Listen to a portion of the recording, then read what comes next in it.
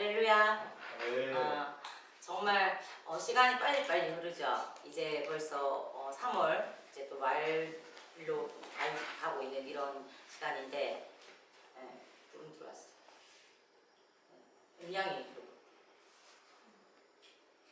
근데 여기 마이크 없어도 충분히 들리지 않으세요? 제 목소리가 워낙 우렁차서. 네. 어떻게 지금 이제 3월 새학년 새학기 맞아가지고 잘 이렇게 적응하고 지내고 계십니까? 어때요? 각자 어때요? 네. 정말 길었죠 이번 겨울.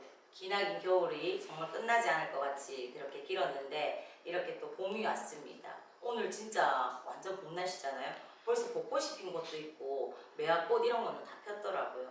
네, 그렇듯이 여러분들의 인생의 시간표에도 정말 끝나지 않을 것 같은 그런 시간들을 때로는 마주할 때가 있어요. 그렇지만 그 시간도 어떻게 해요? 이 또한 지나가리라 하고 버티고 견디면 반드시 또 인생의 겨울과 같은 시간이 있다면 그 시간이 지나고 또 활짝 꽃이 피는 봄과 같은 때도 오는 줄 믿습니다. 그래서 여러분들이 때로는 겨울 같은 춥고 시린 시간이 있다고 해서 낭망하지도 마시고 또 봄과 같이 따뜻하고 좋은 날들을 지난다고 해서 너무 교만하지도 마시고 그렇게 우리가 항상 우리의 그 마음의 중심을 딱 지키면서 살아갈 때 여러분들이 이 거칠고 힘든 세상 가운데서도 흔들림 없이 살아갈 수 있는 줄 믿습니다. 네. 아멘.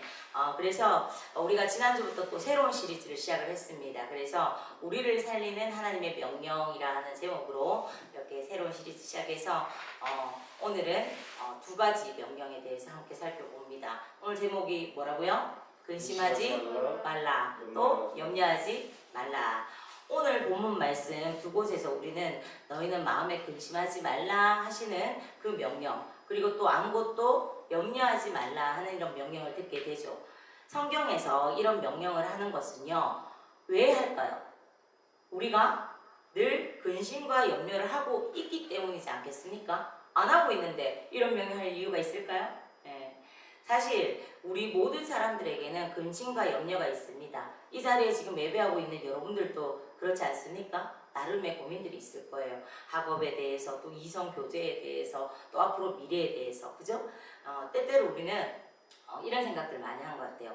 이것만 해결되면 나한테는 아무런 근심도 염려도 없겠다, 이렇게 생각을 할 때가 많은데 실상은 어떻습니까? 이제까지 우리가 이렇게 살아오면서 경험해온 그 바와 같이 이것만 해결되면 모든 것이 다 형통해질 것 같아, 내가 지금 이 근심 염려만 사라지면 정말 살 것 같아, 이렇게 했는데 막상 그것이 해결되고 나면 저것이 생기고, 저것이 해결되고 나면 또 어떻게 해요? 또 다른 무언가이 계속해서 생겨왔었습니다. 그것이 바로 우리의 인생인 것이죠. 그렇다면 여러분들 이런 고민 해봤어요? 왜 우리 인생에 근심과 염려라는 것이 존재하는 것입니까? 근심과 염려는 여러분들이 막 기억하고 생각해야지 막 그렇게 하지 않아도 자연스럽게 날아들잖아요. 맞죠? 네. 왜 있는 것일까요? 만약 이것들이 인생에 필연적으로 있을 수밖에 없는 것이라면 우리는 어떻게 이 문제들을 해결하고 벗어날 수가 있을까요? 아마도 이것이 우리 인생에 있어서 가장 중요한 부분 중에 하나일 겁니다. 특히 우리 한국 문화 정서에는 이렇게 화병이라는 이게 이제 정식으로 등재도 됐다고 하죠. 그런 식으로 그런 것들이 왜 일어나죠? 결국은 근심하고 염려하는 그런 것들이 쌓여서 그렇게 병이 될 수도 있는 거예요. 여러분은 이 문제에 대해서 어떤 대답을 가지고 계십니까? 우리 동균 형제 축복합니다. 근심하고 염려하는 거 내가 어떻게 해야 될까? 이거에 대한 대답을 가지고 있어요? 이 시간 근심과 염려가 어떤 것인지 그것에 대하여서 우리가 자주 하지만 구체적으로 이것이 어떤 것으로 정의될 수 있는지 이 시간 한번 자세히 살펴보고 성경은 이 문제를 어떻게 해결하라고 그렇게 가르치는 데 대해서 우리가 살펴보면서 우리의 모든 근심과 염려가 사라지는 은혜가 이 시간 임하기를 소망합니다. 네. 아멘. 먼저 근심과 염려의 사전적인 그런 의미를 살펴보자면 근심은요, 여간에서는 해결하기 어려운 일 때문에 속이 썩거나 우울해하는 것, 걱정, 환우 등으로 정의가 되어 있고요. 염려는요, 여러 가지로 헤아려서 걱정하는 것 또는 그 걱정으로 정의가 되어 있습니다. 이 두 단어를 들어보니까 정의를 들어보니까 어때요? 마치 쌍둥이 같습니다. 예, 거의 같은 의미를 가지고 있기 때문이죠. 다음으로 이 성경에 이렇게 기록된 이 두 단어의 의미를 우리가 한번 살펴보겠습니다. 신약 성경에서 근심하다, 염려하다라는 뜻을 가진 동사 메림나오, 이거 뭐 다 알진 않아도 돼요. 헬라어인데 메림나오는 19번 정도가 등장을 하고요. 이 단어의 명사격인 메림나는 6번 등장을 합니다. 놀랍게도 이 단어가 유대인 헬레니스트 예컨대 그 시대 요세푸스나 필로 이런 사람들의 작품이나 스토아 철학자들의 작품에는 거의 나오지 않는 것을 보면 근심과 염려라는 이 주제는요, 지극히 종교적이고 신학적인 성경의 주제가 분명함을 우리가 알 수가 있어요. 헬라어에서 좀 어렵게 느껴지지만 그냥 들으시면 됩니다. 동사 메림나오는요, 긍정적인 뜻 또는 부정적인 뜻으로 다양하게 사용이 됩니다. 한편으로만 사용되는 것이 아니고요. 이 단어는 기본적으로 관심, 무엇인가를 얻기 위한 의도 혹은 마음의 기울임 등을 뜻하는 그런 말이에요. 즉 무엇인가에 대한 과도한 마음이 염려 또한 두려움을 만든다는 것입니다. 인간은요, 근본적으로 근심 없이 살기는 불가능하다 이렇게 생각한 것이 고대의 헬라인들의 생각이었습니다. 그들은요, 근심은 잠을 설치게 하는 것이고 근심을 줄이기 위해 사랑에 빠지거나 술을 마시는 등 이렇게 노력을 해보았지만 결국은 헛된 것이고 오직 죽음만이 인간을 근심으로부터 해방시켜주는 그런 것이다 이렇게 생각을 했어요. 성경에서 근심이라는 주제를 가장 분명하게 드러내는 예수님의 가르침이 마태복음 6장 25절로부터 34절에 나오고 있습니다. 인간은 본능적으로 생존에 대한 염려가 가득하여서 무엇을 먹을까, 마실까, 입을까 염려하며 살아갑니다. 우리가 매일 하는 염려죠. 그렇죠? 네. 예수님은 4가지 땅의 비유에서 가시떨기에 떨어져서 씨가 삭트고 자라나는 것을 방해하는 것, 이것을 세상의 염려라라고 이렇게 칭하십니다. 즉 물질적인 것에 대한 지나친 관심이 생존과 미래에 대하여 인간을 근심하게 만든다는 것입니다. 여러분들의 많은 근심과 염려도 근본적으로는 여기에 속해 있는 것들이 많을 거예요. 이에 예수님은요, 종말론적인 삶을 강조하시면서 제자들이 생활의 염려로 인해서 마음이 둔하여지지 않도록 그렇게 경계를 하십니다. 누가복음 10장에서 나오는 베다니의 마르다는요, 예수님과 제자들을 초청해서 식사를 막 준비하다가 마음이 분주하게 되었고 자신을 돕지 않는 여동생 마리아에 대하여 불만을 가지고 주님께로 와서 항변을 했습니다. 이때 예수님은요, 마르다가 많은 일로 염려한다라고 그녀의 근심을 지적을 하십니다. 주님을 접대하는 일이 어느새 그녀의 근심이 되어버린 거예요. 여기서 우리는 일로 근심하는 인생보다 말씀을 선택한 마리아의 선택을 존중하신 예수님을 우리가 발견할 수가 있습니다. 한편 메림나라는 이 말의 어원은요, 무엇에 대한 마음의 기울어짐과 성취를 위한 의도를 뜻하기도 합니다. 이는요, 근심 자체를 하지 말라는 것이 아니라 근심의 대상을 바꾸라 하는 이런 의미로 예수님은 먹을 것, 마실 것, 입을 것을 구하려는 근심보다는 너희가 하나님의 나라와 그 의를 구하는 그 관심을 가지고 살라고 제안을 하십니다. 또한 세상의 근심, 즉 물질적인 그런 근심은 끝이 없는 것이고 그 근심은 어리석기까지 하여서 근심으로는 자신의 어떤 생명의 수완을 한순간도 늘리지 못한다고 깨우쳐 주시죠. 오직 근심을 해결하는 방법은요, 근심을 하나님께 맡기는 겁니다. 여러분들이 아무리 뭔가 걱정이 돼, 또 미래에 대해서 막 염려가 돼, 그래서 막 그렇게 근심하고 염려한다고 1분 1초라도 그 미래의 것들을 여러분들이 마음대로 조정하거나 바꿀 수가 있어요? 없어요. 그럼에도 불구하고 우리는 한다는 거예요. 그것이 성경에서는 어리석기까지 하다 이렇게 표현을 합니다. 그래서 오직 근심을 해결하는 방법은 그 근심을 하나님께 맡기는 겁니다. 할렐루야. 아멘. 그래서 오늘 본문은요, 아무것도 염려하지 말고 오직 모든 일에 기도와 간구로 너희 구할 것을 어떻게 해요? 감사함으로 하나님께 아뢰라. 그리하면 모든 지각이 뛰어난 하나님의 평강이 그리스도 예수 안에서 너희의 마음과 생각을 지키시리라. 저는 이 말씀을 항상 암송하고 있어요. 네, 여러분들에게도 이 말씀이 암송되어지기를 원해요.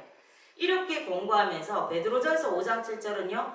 여러분의 걱정을 모두 하나님께 맡기십시오. 하나님께서 여러분을 돌보고 계십니다. 이렇게 세 번역으로는 권면을 합니다.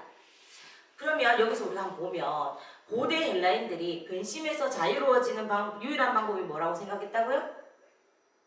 아무도 안 들었어요. 뭐라고 생각했다고요? 오직 죽음이다. 이렇게 말했던 것에 반해서 기독교인들에게 있어서 근심에서 자유로워질 방법은요. 하나님의 주인 되심을 인정하고 기도와 간구를 통해서 근심을 하나님께 온전히 맡기는 것입니다. 아멘. 미래에 대한 걱정, 재물에 대한 어떤 유혹, 생활의 염려를 기도와 간구를 통해서 하나님께 맡긴다는 거예요. 내가 조금도 바꿀 수 없는 미래에 대한 것들도 하나님께 내가 근심하고 염려 한 보따리 껴안고 있기보다는 하나님께 맡겨버리라는 겁니다. 그럴 때 어떻게 해요? 하나님의 평강과 돌보심이 여러분들의 인생에 임하게 되는 겁니다.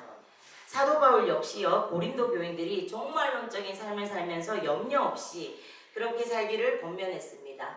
한 예로요, 고린도전서 7장에서는 결혼 생활에 얽매여서 염려 가득한 인생으로 주님을 기쁘시게 하는 일들을 소홀히 여기지 않도록 권면을 한 것이 그 한 예예요.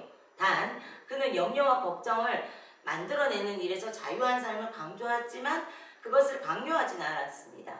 더불어서 때가 단축된 것을 그리스도인들이 알아야 할 것을 말하고 있어요. 이것이 무슨 말이냐? 주님 오실 때가 점점 가까워지고 있다는 거예요. 그래서 종말론적인 삶을 강조하는 이 바울은요, 물질과 세상으로부터 오는 근심보다는 오히려 한 몸이 된 지체들이 서로가 걱정해주고, 우리 좀 전에 기도할 때 우리 동균이도 빨리 예배에 올 수 있도록 기도하는 이런 것들이 서로의 지체, 영혼을 생각하는 거잖아요. 그런 것들을 해주고 또 교회를 향한 애정어린 근심을 강조를 했습니다. 여러분, 우리는 참으로 근심이 많은 그런 시대를 살고 있어요. 사실 제가 우리 지금 다음 세대들, 지금 여기 앉아있는 여러분들이 모두 거기에 속하죠. 보면 때로는 좀 안쓰럽습니다. 저희 때만 해도 저도 어쩔 수 없이 라떼가 되네요. 네, 라떼만 해도 공기도 이처럼 나쁘지 않았고요. 정말 지금처럼 이렇게 복잡하고 치열하고 이런 것들이 좀 덜했는데 요즘은 정말 그런 것들이 많은 것 같아서 참 안타깝기도 합니다. 정말 여러분들 전쟁과 재난의 이런 소식들도 가득하고 경제적인 위기로 생계가 위협을 받고 또 얼마 전에 경험한 어떤 새로운 바이러스의 출현으로 인간의 어떤 생존이 위협받기도 했습니다. 그러므로 이 시대야말로 근심으로부터 자유하는 그런 길을 찾아서 하나님을 온전히 다시 찾아야 할 때인 줄 믿습니다. 삶에 대한 고민은요, 매우 자연스러운 거예요. 우리가 다 책임을 가지고 해결해 나가야 되는 것들이기도 합니다. 그런데 문제는 이것을 대하는 우리의 태도입니다. 어떤 일에 관심을 가지고 주의하는 것은요, 생산적인 결과를 낳아서 긍정적인 겁니다. 아무 생각 없이 그렇게 살아가는 것이 아니라. 그러나 걱정하고 염려하고 근심하고 두려워하는 것은요, 그 문제에 대한 해결을 고사하고 상황을 더욱 악화시킬 뿐입니다. 되려 그 상황에 지배를 받게 돼버려요. 여러분들 근심과 염려가 깊어지면 어때요? 내가 우울해지죠. 그죠? 무력해지죠. 그게 바로 내가 거기에 지배를 받는 거거든요. 그리스도인들에게 있어서 염려, 걱정, 근심이라는 것은요, 신앙을 흔들어버리는 그런 이유가 되기도 합니다. 오늘의 본문에서 예수님께서는요, 근심에 빠진 제자들에게 어떻게 해요? 언찬 형제 한번 보세요. 읽어보세요. 시작. 라고 하십니다. 사실 당시의 제자들의 마음속에 근심이 가득했어요. 왜 그랬을까요? 예수님의 제자들이? 왜냐하면 예수님께서 가이사랴 빌립보 지방에서 베드로의 신앙 고백이 있은 후부터 여러 차례 사복음서를 종합해서 보면 최소한 12차례 이상 이번 예루살렘 여행에서 자신이 이방인들에게 넘겨줘서 십자가에서 죽으시고 사흘 만에 살아날 거야. 이렇게 말씀하시는 것들을 계속해서 반복하셨기 때문에요. 사람들은요, 저마다 자기를 지탱해주는 든든한 그런 버팀목과 같은 존재가 있기 마련이죠. 여러분들에게도 있죠? 아, 내 인생에 이 사람은, 이 존재는 정말 버팀목 같다. 뭐 서로 지금 뭐 친구끼리 눈을 마주치고 뭐 그럼 서로가 또 그런 존재라는 그런 표식이겠는데, 예수님의 제자들을 지탱해주는 버팀목은 당연히 예수님이었습니다. 그들은요, 예수님과 함께 다닐 때는 무엇을 먹을까 무엇을 입을까 염려할 필요가 없었어요. 왜냐하면 예수님이 다 책임져 주셨기 때문이죠. 그러나 이제 큰일이 났습니다. 예수님이 그들을 떠나신다는 거예요. 제자들 중에 한 명이 배신을 하고, 그래서 예수님이 십자가에 못 박혀 죽으실 것이고, 베드로마저, 수제자라는 베드로마저 닭이 물기 전에 3번이나 주님을 부인할 것이라는 말씀까지 하셨어요. 너무나 구체적으로 말씀하셨고, 더구나 아주 임박한 시일 내에 일어날 일이라는 것들을 말씀하시니까 제자들은 현실로 다가온 그 위기 앞에서 어쩔 줄을 몰랐습니다. 예수님께서는요, 그런 제자들에게 어떻게 해요? 근심하지 말라라고 하십니다. 아울러 예수님께서 이제까지 하셨던 일들을 이제는 제자들이 해야 한다 이렇게 하십니다. 아니, 그보다 더 큰 것도 해야 한다 이렇게 말씀을 하십니다. 내가 진실로 진실로 너희에게 이르노니 나를 믿는 자는 내가 하는 일을 그도 할 것이요 또한 그보다 큰 일도 하리니 이는 내가 아버지께로 감이라. 여러분들은 예수님의 제자이십니까? 아멘으로 대답하실 수 있는 분이 없어요? 네. 예수님의 제자가 된 자들이라면 예수님이 이 땅에서 행하신 일보다 더 큰 일을 행하리라 말씀하셨습니다. 아멘. 그리고 예수님은 어떻게 그런 일이 일어날 수 있는지까지도 말씀을 해주셨어요. 첫째, 예수님은요, 먼저 제자들에게 기도에 대해서 말씀을 하십니다. 요한복음 14장 13절로부터 14절입니다. 우리 잠올 수 있으니까 한번 함께 볼까요? 너희가 내 이름으로 무엇을 구하든지 내가 행하리니 이는 아버지로 하여금 아들로 말미암아 영광을 받으시게 하려 함이라. 내 이름으로 무엇이든지 내게 구하면 내가 행하리라. 아멘. 이어서 요한복음 16장 24절입니다. 지금까지는 내 이름으로 아무것도 구하지 아니하리라. 구하라 이하면 받으리니 너희 기쁨이 충만하냐. 아멘. 예수님께서 아버지께로 가실 것이기 때문에 이제는 제자들이 기도함으로써 예수님께서 행하셨던 그 놀라운 일들을 제자들을 통해서 이루신다는 것입니다. 뭐 함으로써요? 뭘 함으로써요?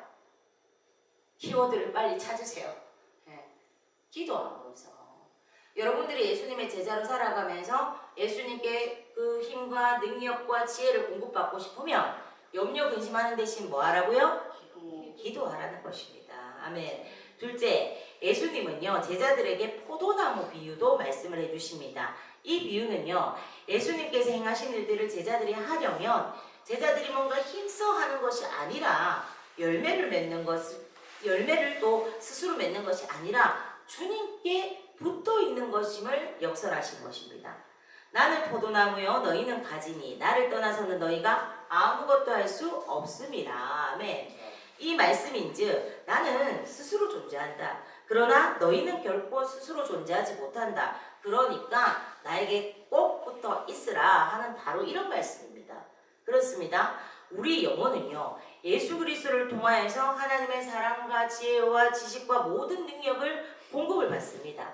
영혼을 살리는 모든 신령한 능력들이 주님을 통해서 우리에게 공급이 되는 거예요. 그래서 열매는요, 우리의 포도나무이신 예수님께로부터 오는 겁니다. 그러니까 그분께 붙어 있는 것이 관건인 거예요. 이것이 바로 뭐라고요? 기도입니다. 우리가 기도로 예수님께 친밀하게 붙어 있으면 열매는 저절로 맺혀지는 겁니다. 여러분들, 대화를 많이 한 사람과 더 친밀해요? 대화를 하지 않는 사람과 더 친밀해요?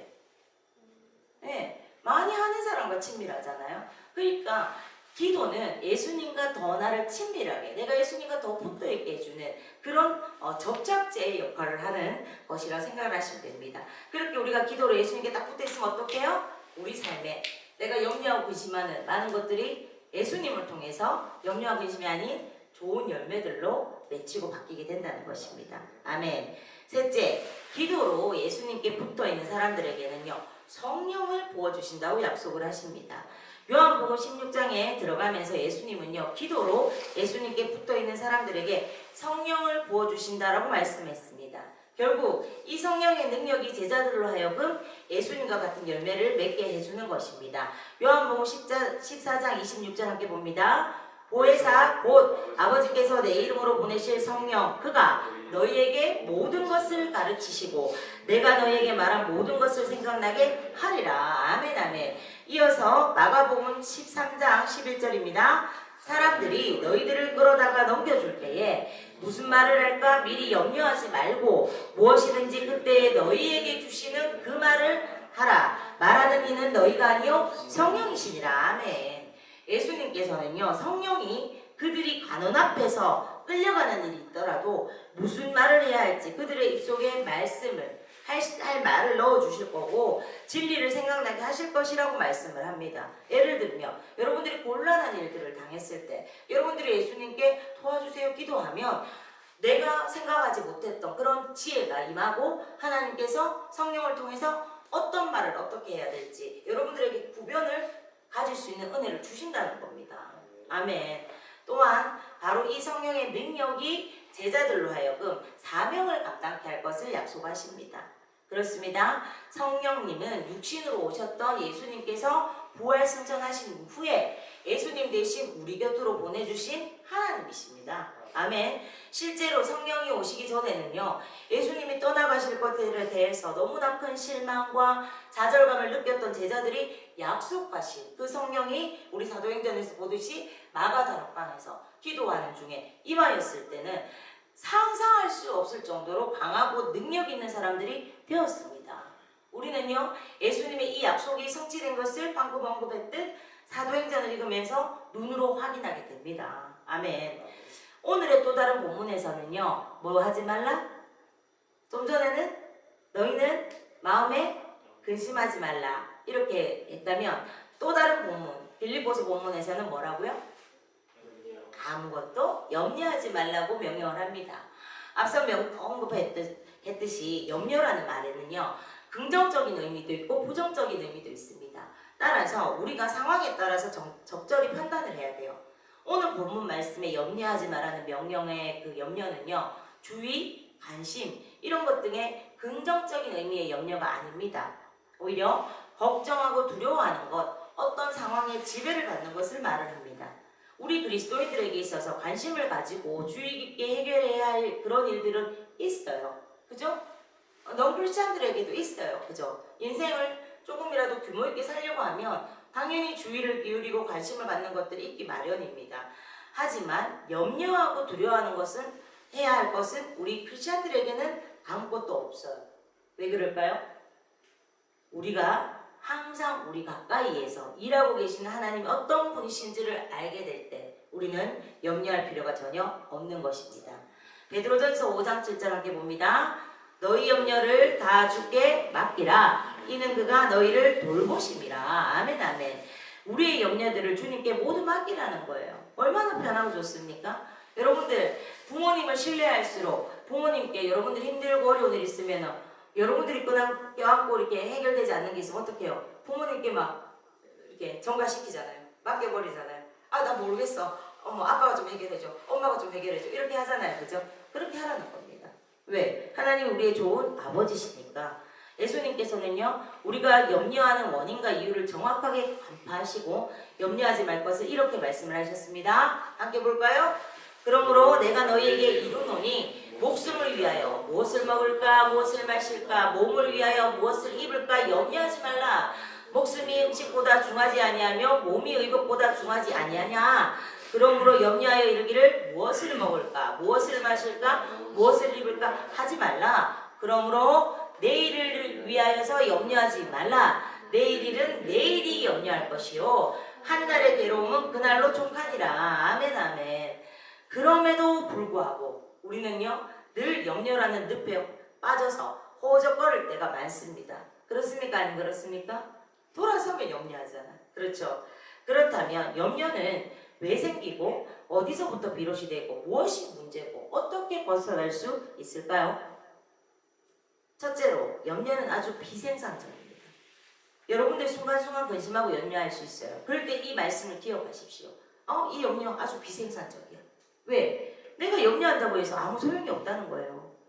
좀 전에 언급했던 말씀처럼 너희 중에 너희가 염려함으로 그 키를 한 자라도 더 할 수 있겠느냐? 예를 들어서 우리가 키가 작아서 좀 걱정인 학생들이 있다고 생각합시다. 근데 키라는 것이 염려한다고 해서 더 잘할 수가 있는 것이 아니죠. 내가 막 염려한다고 1cm라도 키울 수 있습니까? 예수님 그 말씀하시는 거예요. 여러분 성경을 어렵게 생각하지 마십시오.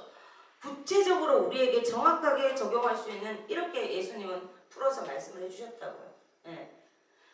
다른 성경 사본에는요, 이 키라는 단어가요, 목숨이라고 되어 있어요. 목숨은요, 전적으로 하나님께 달려있기 때문에 더욱 그렇습니다. 인간으로서 어떻게 할 수 없는 그것을 가지고 염려한다고 해서 달라지지 않는다는 거예요. 내가 건강을 막 염려만 한다고 해서 내가 막 갑자기 건강해지고 내 수명이 1년이라도 늘릴 수 있는 능력이 있는 사람 여기 있나요? 없잖아요. 예. 그러니까 그 모든 것들을 주님께 맡길 수 있는 믿음이 우리 안에 필요한 것입니다. 결국 이렇게 헛된 것들, 없다고 다 대답했잖아요. 내가 할 수 없는 것을 위해서 계속해서 염려하는 것은 뭐다? 헛된 에너지를 쏟고 있는 것이라는 겁니다. 두 번째는요, 믿음의 문제예요. 예수님께서는요, 오늘 있다가 내일 아궁이에 던져질 들풀도 하나님께서 이렇게 입히시거든 하물며 너희일까 보냐 믿음이 적은 자들아, 이렇게 생활의 염려에 빠진 자들의 믿음 없음을 책망하셨어요. 하나님은요, 온 세상에 창조주시고 여전히 이 세상을 붙들고 계신 분이십니다. 오늘 있다가 버려지는 들풀은요, 사람들이 걸어가면서 여러분들도 때론 그럴 거예요. 밟았는지 어땠는지도 모르는 하찮은 그런 존재입니다. 그러나 그런 하찮은 것들도 솔로몬의 영광으로 입은 것보다 더 영광스럽게 아름답게 하시는 하나님이십니다. 그런 것들도 돌보고 계시고 붙들고 계신다는 겁니다. 그런데 하물며 너희를, 하나님의 형상대로 지어진 너희를 붙들지 않겠느냐, 이렇게 말씀하시는 겁니다. 더불어 이러한 것들로 염려하며 구하는 것에 대하여서는요, 이는 이방인들이 구하는 것이다 라고 말씀을 합니다. 여기서 이방인들은 뭐냐? 하나님을 모르는 사람들, 즉 지금 세상에 하나님 없이 살아가는 넌크리스찬들, 예, 이런 사람들이라면 필히 염려해야 하는 사람들이에요. 왜? 맡길 곳이 없잖아. 책임져 줄 곳이 없잖아. 그런데 하나님을 아버지라고 부르는 사람이라면 왜 염려하느냐는 것입니다. 이는요, 곧 하나님에 대한, 아버지에 대한 믿음이 적음을 나타내는 행위, 즉 불신앙의 모습이라는 것입니다. 네. 세 번째는요, 우선순위의 문제입니다. 마태복음 6장 19절로부터 24절에서 주님은요, 하늘에 보물을 쌓아두지 않고 이 땅에 쌓아두는 문제에 대해서 지적을 하시면서 한 사람이 두 주인을 섬길 수 없다고 말씀을 하십니다. 재물과 이 땅의 것들에 소망을 두는 것에 대한 지적입니다. 이 말씀의 대상은요, 돈이 있는 사람들이겠죠. 반대로 25절부터는 먹을 것, 입을 것이 없는 자들에게 말씀하신 것입니다. 즉 부한 자든 가난한 자든 사람은 누구나 이 땅에 소망을 두려고 합니다. 그렇게 염려하는 것을 우선순위의 문제에 있다고 말씀을 하십니다.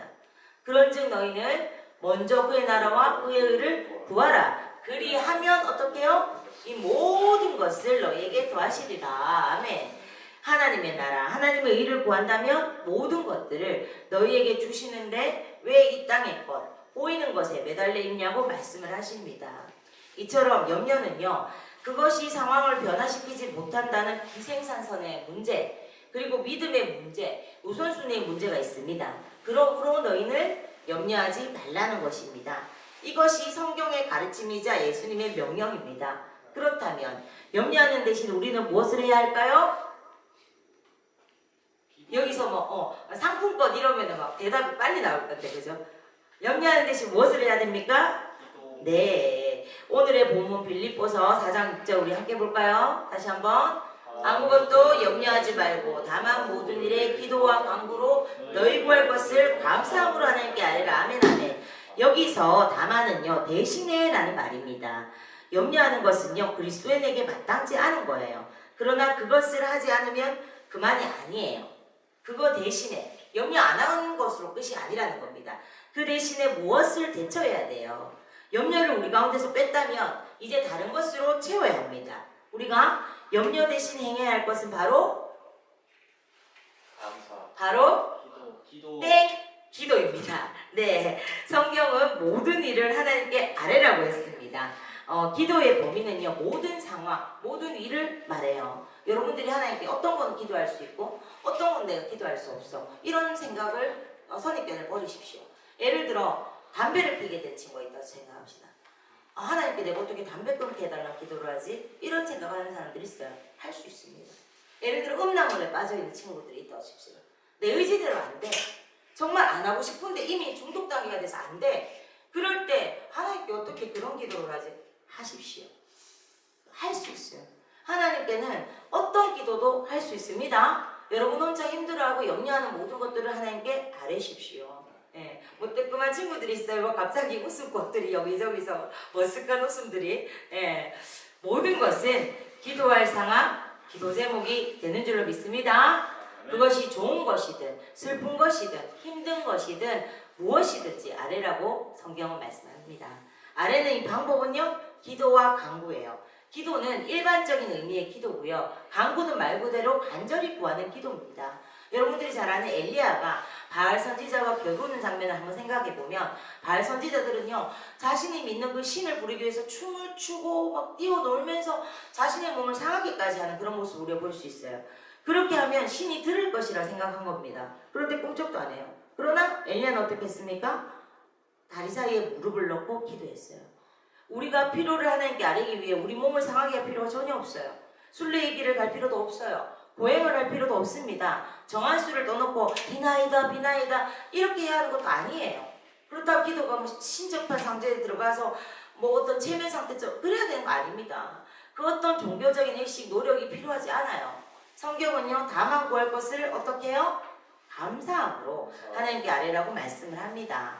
의심이나 회의가 아닌 감사예요.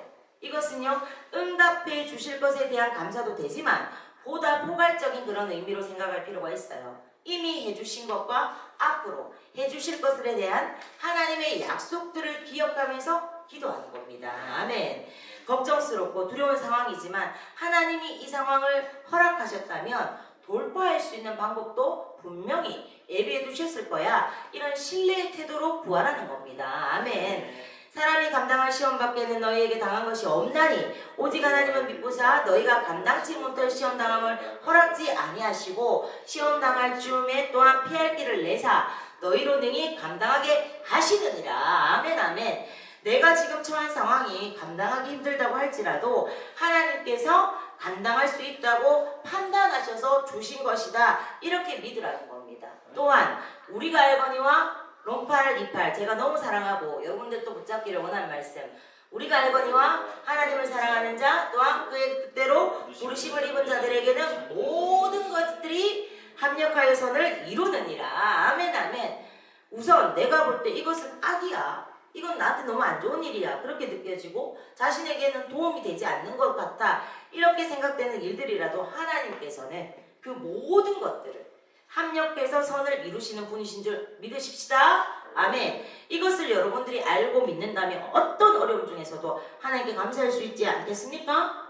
하나님 나 지금 힘들지만 이 힘듦까지도 하나님 나를 단단하게 하시고 나를 자라게 하시고 나는 알지 못하지만 더 좋은 길을 여시는 과정인 줄 믿어요. 이렇게 기도할 수 있다면 여러분들이 감사하지 못할 이유가 뭐가 있습니까?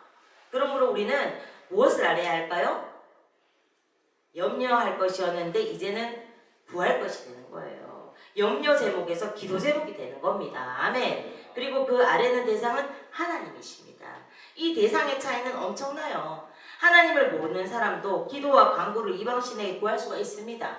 부처 앞에 가서도 절하고 그죠? 하잖아요. 문제는 그들의 기도의 대상이 잘못됐기 때문에 기도 자체가 의미가 없어진다는 사실이에요. 하나님만이 살아계신 참신이기 때문에 우리가 기도할 수 있고 우리의 기도를 들으실 수가 있습니다. 하나님만이 우리에게 감사할 수 있게 하심으로 우리는 감사함으로 구할 수가 있는 겁니다. 하나님께 아뢰라는 것은 명령이에요. 이것은요, 드러내라, 알게 하라, 이런 의미입니다. 여러분들 어떤 누구도 알기 원치 않는 내 부모나 내 가족 누구도 알기를 원치 않는 수치스럽고 또 부끄러운 것들이 있으신가요? 그것이 늘 나를 죄책감에 빠지게 하고 정죄감에 묶이게 하는 거 있는가요? 하나님께는 숨기지 말라는 겁니다. 하나님께서 여러분들에게 명령하시는 거예요. 아뢰, 드러내, 너를 드러내, 나에게 알게 해, 이런 의미입니다. 하나님은요, 마치 우리의 기도의 내용을 모르시는 것처럼 하나님께 우리의 기도를 드러내라고 말씀하세요. 하나님은 우리에게 어떤 필요가 있는지, 우리가 어떤 일로 힘든지 모르시지를 않으세요.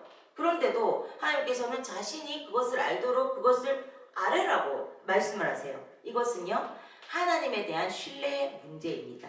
여러분들 부모님에게 와서 끊임없이 무엇을 해달라고 요구합니다. 저도 그런 요구를 많이 받아요. 네, 뭐 운동화 사주면은 또 점퍼가 필요하고 점퍼를 사주면은 또 뭐가 필요하고 그죠? 예, 이렇게 해달라고 요구해요. 근데 그렇게 요구할 수 있는 건 뭡니까? 부모가 충분히 해줄 수 있다라고 믿기 때문이죠. 나의 요구를 들어줄 수 있고 받아줄 수 있는 능력이 내 부모에게 있다고 생각하기 때문입니다. 따라서 우리가 하나님께 필요를 안 하는 것은요, 즉 곧 뭐가 됩니까? 하나님을 신뢰하고 의뢰하는 것이 됩니다. 하나님이 모든 것을 할 수 있다는 것을 기도로 고백하는 겁니다. 아멘. 아이들이 또 여러분들이 자녀로서 뭔가를 요청했을 때 부모는 아이의 요구를 들어줄 수도 있고 안 된다고 할 수도 있어요. 저도 그러거든요. 네. 또는 아이가 그 문제를 어떻게 해결할 수 있는지 가르쳐 줄 수도 있습니다. 하나님께서 우리의 기도에 응답하시는 것도요, 이와 유사합니다. 여러분들이 잘 들으셔야 돼요. 때로는 해결해 주시기도 해요. 여러분들이 필요한 거 구하면 주시기도 하고 어려운 문제를 해결해 주시기도 합니다. 그러나 때로는 우리가 그 상황을 헤쳐나갈 수 있게 도와주시기도 합니다. 때로는 필요한 것이 아니다, 거절하시기도 합니다. 그 어떤 것이든 하나님은 우리의 기도에 응답을 해주십니다. 그래서 거절하시는 것도 응답인 것입니다. 염려하는 것과 아뢰는 것의 결정적인 차이는요, 우리의 마음속에 무엇이 자리하고 있느냐 하는 것입니다. 마음속에 하나님 외에 다른 것들로 가득 차 있다면 우리는 염려할 수밖에 없습니다. 그러나 마음에 전능하신 하나님이 충만하게 임재해 계신다면 우리는 염려하지 않고 감사함으로 하나님께 아뢰 수 있는 줄로 믿습니다. 이처럼 우리가 하나님께 감사함으로 모든 것들을 아뢰 때 어떻게 해주신다고 약속하셨습니까? 빌립보서 본문 7절입니다. 그리하면 모든 지각이 뛰어난 하나님의 평강이 그리스도 예수 안에서 너희 마음과 생각을 지키시리라. 지각에 뛰어난 하나님의 평강은 우리의 이해를 뛰어넘는 겁니다. 사도 바울이 감옥에 갇혀서 너무 힘들고 두려운 상황이었어요. 그러나 그는 감옥 안에서 찬양하고 기도하면서 평강을 누릴 수가 있었습니다. 하나님의 평강은요, 우리의 상식으로 이해할 수 없고 우리의 이해를 뛰어넘는 것입니다. 스데반은요, 순교할 때 마음속에 분노와 원망이 없었어요. 그는 자신을 돌로 치는 사람들을 위해서 오히려 기도할 수 있었어요. 마음속에 흔들리지 않은 평안함이 있었기 때문입니다. 이것은 우리의 어떤 이해와 지각을 뛰어넘는 겁니다. 하나님의 평강이 이와 같습니다. 여러분들도 그걸 한번 누려보세요. 누가 봐도 나는 너무 힘든 상황이야. 근데 여러분들이 너무 평안해. 그래서 옆에 친구들이 오히려 너 어떻게 그렇게 평정심을 잃지 않고 평안할 수가 있니? 라고 물을 수 있는 그 힘이 누구에게 있다고요? 우리가 하나님을 의지할 때, 하나님의 평강이 우리를 덮을 때 그래야 할 수 있다는 것입니다. 아멘. 이것은요, 정말 그 그리스도 예수 안에 있는 그 평강이 우리의 마음과 생각을 지키시겠다 하는, 이것은 우리의 내면에서 일어나는 모든 것을 말해요. 두려운 상황에서 어떻게 해야 될지 모를 때, 불안한 마음으로 내 의지와는 다르게 순간순간 나쁜 생각들이 스쳐 지나가고 죽어버릴까? 멈춰버릴까? 포기해버릴까? 이런 것들이 지나갈 때 그 생각들이 정말 나를 사로잡을 때가 있어요, 없어요? 여러분들도 솔직하게 한번 말해보세요. 있죠? 에? 이 더러운 세상 더 이상 못 해먹겠다, 죽어버릴까, 이런 생각도 순간순간 들 때 있어요, 없어요? 에? 뭔 야자식이나 사람이 어떻게 10시까지 공부를 하고 있냐, 막 정말 때려치우고 싶네, 이럴 때 있어, 없어요? 학교에서 막 뛰쳐나오고 싶을 때 있죠? 예. 그렇게 할 때 하나님께서 나의 이해를 뛰어넘는 평강으로 우리 마음과 생각을 다스려 주시고 붙잡아 주시겠다고 약속하신다는 겁니다. 지키신다는 말은요, 아군을 적으로부터 방어하는 것들을 가리키는 군대 용어예요. 우리가 염려를 내려놓고 기도할 때 하나님 평강이 외부의 공격으로부터 우리를 지키고 보호하신다는 것입니다. 아멘. 이것은 결국 여전히 나를 공격하고 있는 향한 공격이 있다는 것을 말해주기도 하죠. 내가 처한 상황은 달라지지 않을 수가 있습니다. 여러분들 이제 말씀 마무리해 갈 거예요. 잘 집중해 들어보세요. 내가 처한 상황은 기도한다고 해서 달라지지 않을 수도 있어요. 기도하면 모든 상황이 곧 좋아질 거야, 우리는 이렇게 기대하지만 그렇지 않을 수가 있다는 겁니다. 그것은 하나님의 손에 달린 거예요. 그러나 하나님은 그 공격으로부터, 어떤 어려움으로부터 나를 그런 순간에서도 보호해 주신다라고 약속을 하셨어요. 우리는 다만 하나님에 대한 신뢰를 가지고 기도로 고백을 하는 것입니다. 그러면 하나님께서 그런 어려운 상황 속에서도 우리의 마음과 생각을 지켜주시겠다. 그렇게 약속을 했습니다. 어떤 어려운 상황에서도 여러분들 마음이 지켜지고 생각이 지켜진다면 그거 이길 수 있잖아요. 그죠?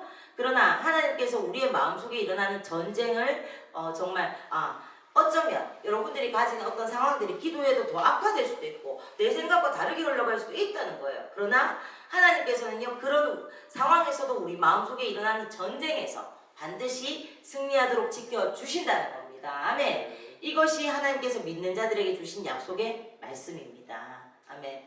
사랑하는 여러분, 여러분들은 지금 기도로 하나님을 의지하고 계십니까? 아니면 내가 조금 더 바꿀 수 없음에도 늘 염려하고 근심하고 그렇게만 하고 계십니까? 기도는요, 하나님과 단지 대화하는 것만이 아닙니다. 그 안에는 신뢰가 있어요. 혹시 기도가 무엇을 의미하고 있는지 잊고 계시지는 않습니까? 기도만 하고 문제를 스스로 해결하려고 하는 어리석은 행동을 하고 있지는 않으십니까? 여러분, 어떤 순간 어떤 자리에서도 하나님이 어떤 분이신지 우리에게 어떤 약속을 하셨는지를 반드시 기억하시기를 바랍니다. 아멘. 하나님을 진정 믿고 계신다면 하나님을 모르는 사람처럼 근심하고 염려하지 마시고 그 대신에 하나님께 아뢰시기 바랍니다. 여러분들이 혼자 염려되고 근심되고 중얼중얼 이거 어떡하지 저거 어떡하지 이갈 시간에 하나님 그걸 바꿔서 하나님 나 이거 어떻게 하죠? 이걸 어떻게 해결하죠? 이렇게 기도로 바꾸라는 겁니다. 아멘. 믿음으로 여러분들의 필요를 감사함으로 하나님께 아뢰시고 하나님께서 그리스도 예수 안에서 주시는 평안을 충만하게 누릴 수 있는 여러분들 되시기를 주의 이름으로 축복합니다. 아멘. 여러분들 정말 근심하고 염려할 거 많은 이런 세상이지만 여러분들을 붙잡고 계시는 분이 계세요. 여러분들을 지키고 계시는 분이 계세요. 누구십니까? 우리의 아버지 되시는 하나님이십니다. 여러분들의 삶을 붙잡고 계신 분이 하나님이세요. 여러분들 건강 챙기는 것도 내가 홍삼 먹고 인삼 먹고 아무리 해도 하나님 지켜주시면 나가다 교통사고 당해서 죽는 게 인생이에요. 맞아요? 아니에요? 네? 불로장생 하겠다고 오만 좋은 거 다 챙겨 먹어도 나가다 교통사고 당해서 죽을 수 있는 게 인생 맞습니까? 아닙니까? 그러니까 우리 인생 우리가 못한다는 겁니다. 그래서 이 시간 우리가 들은 말씀을 가지고 내 삶이 주의 것임을 고백합시다. 그렇기 때문에 누가 책임지신다? 하나님이 책임지신다. 그래서 나는 뭐 할 필요 없다? 염려하거나 근심할 필요가 없다. 대신에 기도하면 되는 거예요. 아멘.